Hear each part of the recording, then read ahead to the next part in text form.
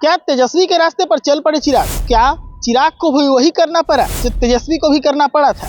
आखिर आज कौन सा बड़ा खेल चिराग के साथ हो गया? नमस्कार, मैं हूं प्रशांत और आप देख रहे हैं सच टॉक्स।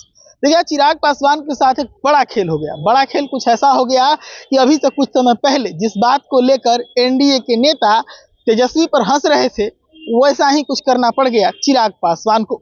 चिराग पासवान को वही कदम उठाना पड़ गया जो अभी से कुछ समय पहले तेजस्वी यादव को उठाना पड़ा था। दरअसल चिराग पासवान की पार्टी लोजपा रामविलास का आज 25वां स्थापना दिवस काफी महत्वपूर्ण था पार्टी के लिहाज से।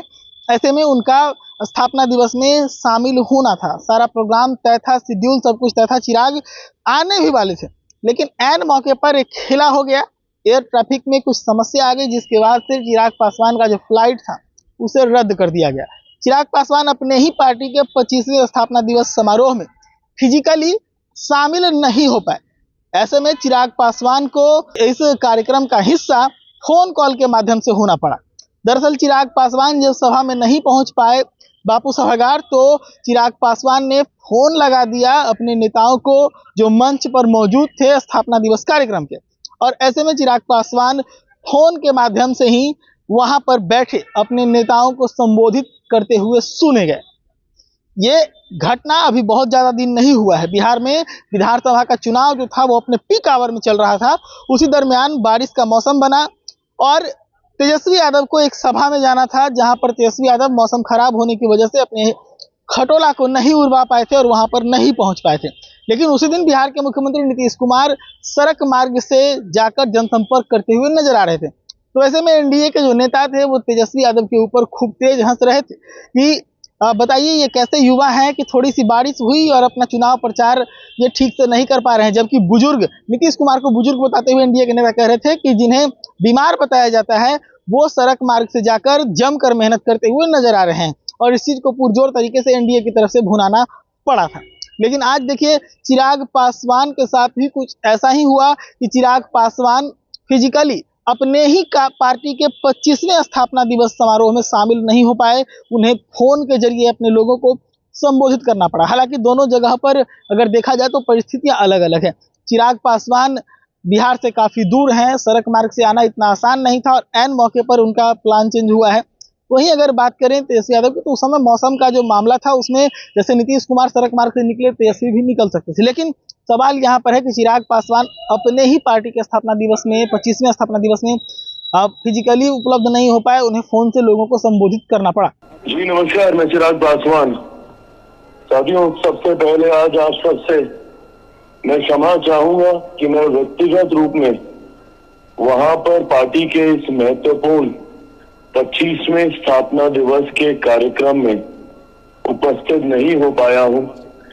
परसों शाम से किसी कारणवश आंख में इन्फेक्शन की वजह से डॉक्टर ने पूरी तरीके से ट्रैवलिंग के लिए मना किया। बाहर जाने की अनुमति डॉक्टर के द्वारा नहीं दी गई है। ये कारण रहा है कि आज मैं आप लोगों के बीच वहां पर व्यक्तिगत तौर पर उपस्थित नहीं हो पाया हूं। पर मुझे इस बात की खुशी है कि आज पार्टी लोक जनशक्ति पार्टी अपना 25वां स्थापना दिवस पूरे जोश और उत्साह के साथ मनाने का कार्य कर रही है।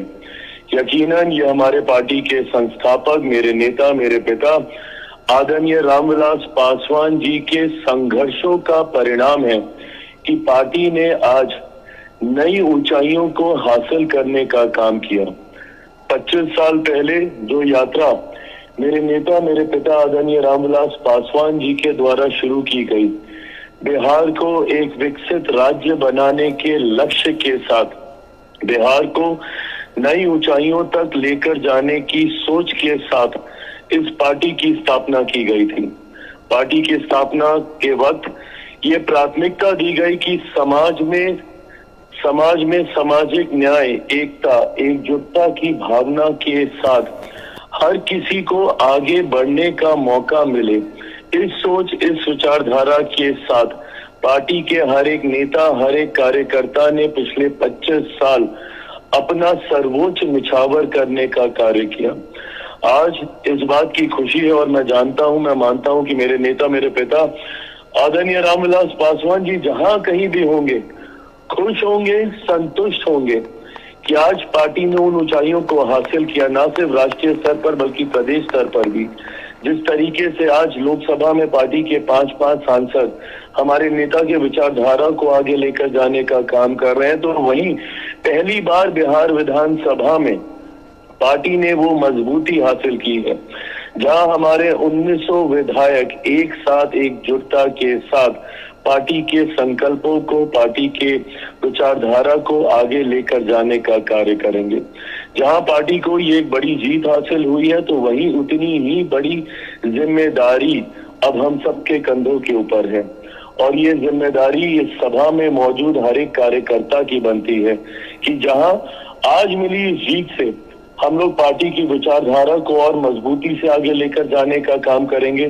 पार्टी की सोच बिहार को फर्स्ट बनाने की और बिहारियों को फर्स्ट बनाने की इस सोच को जहां हम लोग आगे लेकर जाने का कार्य करेंगे, तो वहीं अपनी जिम्मेदारियों का भी निर्वहन यहां से करने की जरूरत है। कई बार इतिहास इस बात का गवाह रहा है कि जब किसी संगठन ने, किसी दल ने, किसी नेता ने बड़ी उपलब्धियां हासिल की हैं, तो अहंकार उस पर हावी होता है और ये अहंकार ही आपके पतन का सबसे बड़ा कारण बनता है। हम लोगों को इस बात का एहसास निरंतरता में अपने आप को दिलाने की जरूरत है कि ये जीत जनता के आशीर्वाद से मिली हुई जीत है। जहां इस जीत का जश्न हम लोग जरूर मनाएंगे, पर अहंकार का अंश भी अपने भीतर नहीं आने देंगे। उतनी ही विनम्रता से आज भी हम लोग को कार्य करना है जितनी विनम्रता से संघर्ष के दौर में हम लोगों ने कार्य करने का प्रयास किया। आज और ज्यादा विनम्र होकर जनता के बीच हम लोग को जाने की जरूरत है और इस बात को सुनिश्चित करने की जरूरत है कि जनता के हर संकट, हर समस्या का समाधान करने का प्रयास लोक जनशक्ति पार्टी रामविलास का हर एक कार्यकर्ता उतनी ही ईमानदारी से करे। आज आप सबके पास वो माध्यम है। आज सरकार का हिस्सा होने के नाते हमारा प्रतिनिधित्व बिहार सरकार में है। बिहार सरकार में मौजूदा हमारे मंत्रियों के माध्यम से बिहार की जनता को सही मायनों में उनकी समस्याओं के समाधान के लिए हम लोग कार्य करें, इस संकल्प के साथ हम लोगों को आगे बढ़ना है।